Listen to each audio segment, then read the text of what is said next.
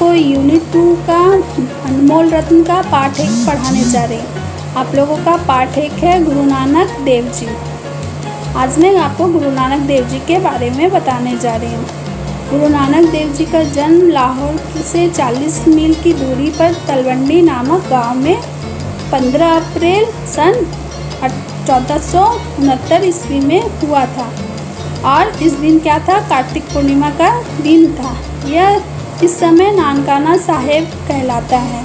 यह स्थान पाकिस्तान में स्थित है।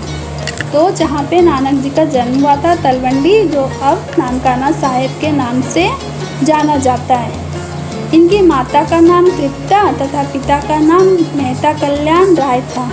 माता के शांत स्वभाव का प्रभाव बच्चे पर भी पड़ा। उनका चिंतन देखकर माता पिता बड़े ही चिंतित थे।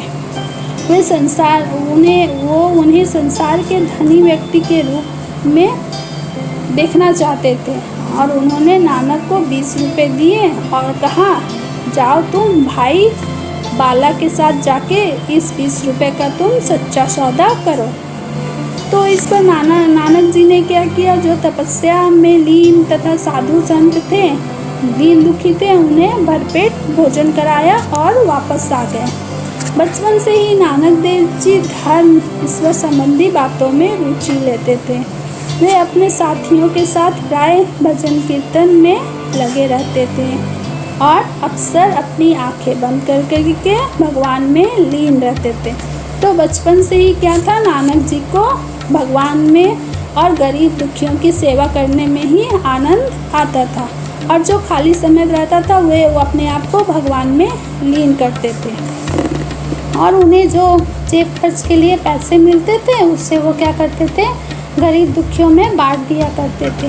नानक जी के इस स्वभाव को देखकर उसके पिता ने सोचा कि यदि नानक देव जी सन्यासी बन गए तो इनके वंश का क्या होगा और इनका वंश कैसे आगे बढ़ेगा।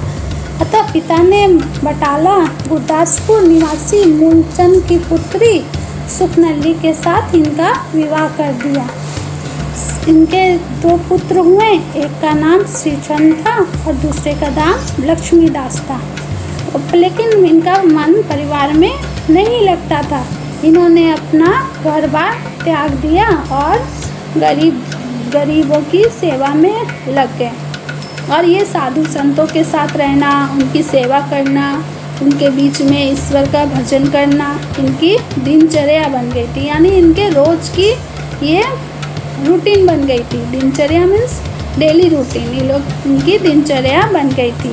पिता ने नानक देव जी को समझाने के लिए मर्दाना नाम के एक मुसलमान गवैये को उनके पास भेजा। तो उनके पिता इनकी बात से बहुत चिंतित थे, तो उन्होंने एक व्यक्ति मर्दाना जो है उन्हें गुरु नानक देव जी के पास भेजा।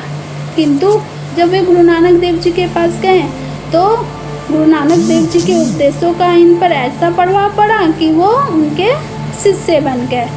अपने शिष्य बाला और मर्दाना के साथ लेकर गुरु नानक देव जी देश विदेश की यात्रा पर निकल पड़े और यात्रा के समय ये क्या करते, किसी भी अमीर व्यक्ति के घर में अतिथि बन के नहीं रुकते थे।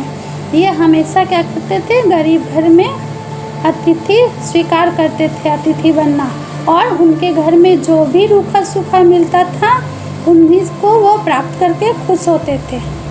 वे लोगों को उपदेश देते थे, ईश्वर का निवास है तथा हिंदू मुस्लिम सब जो है एक ही ईश्वर की संतान है।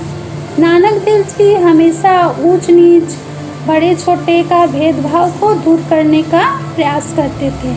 नानक जी जो हैं बड़े छोटे, ऊंच नीच जाति तथा अमीर गरीब ये सब के भेदभाव को दूर करने का प्रयास करते थे। उन्होंने यही संकल्प मन में लेकर एक साथ भोजन करने का प्रथा चलाई और जो लंगर नाम से प्रसिद्ध हुआ। तो इन्होंने ऊंच नीच, बड़े छोटे के भेदभाव को मिटाने के लिए बहुत प्रयास किया और उन्होंने एक प्रथा चलाई जो कि सब कोई जहाँ एक साथ मिलके भोजन करेंगे, वहाँ पे कोई भी जाति, कोई भी अमीर गरीब या किसी का भी ये नहीं भेदभाव नहीं किया जाएगा। सब एक जगह मिलके भोजन करेंगे, जो कि आज लंगर के नाम से प्रसिद्ध हुआ। ठीक है, किसी भी जाति के हो वो एक साथ बैठ के वहाँ पे खाना खाएंगे। गुरु नानक देव जी को श्रद्धा के साथ याद करते हैं। कार्तिक पूर्णिमा को इनका जन्मदिन गुरुपूर्व के रूप में मनाया जाता है। कार्तिक पूर्णिमा के दिन इनका जन्म हुआ था, इसलिए हम सब गुरुपूर्व के रूप में मनाते हैं। कार्तिक पूर्णिमा को गुरुद्वारों में बड़े बड़े आयोजन होते हैं, लंगर चलाए जाते हैं तथा गुरु नानक देव जी की शोभा यात्रा निकलती है। सिख संप्रदाय के लोग अपने शौर्य के प्रदर्शन करते हैं। स्त्री पुरुष बच्चे सभी इस अवसर पर हर्ष में डूब जाते हैं। यानी कि इस दिन में गुरुद्वारा बड़े धूमधाम से गुरुद्वारा में ये दिन मनाया जाता है और इस दिन लंगर खिलाया जाता है, यानी सभी लोगों को खाना दिया जाता है और इनकी शोभा यात्रा निकलती है। उसमें जुलूस निकलता है जिसमें भी लोग तरह तरह के प्रदर्शन भी करते हैं और छोटे बड़े सभी इस दिन बहुत हर्षोल्लास। गुरु नानक देव जी के द्वारा जो उपदेश दिए गए हैं वो अमूल्य हैं और वह सच्चे धर्म गुरु थे। तो गुरु नानक देव जी क्या थे? सच्चे धर्म गुरु थे। तो आज के लिए आप लोग का इतना ही। अगले सेशन में मैं आपको दूसरी कहानी पढ़ाऊँगी। ठीक है, थैंक यू, बाय बाय।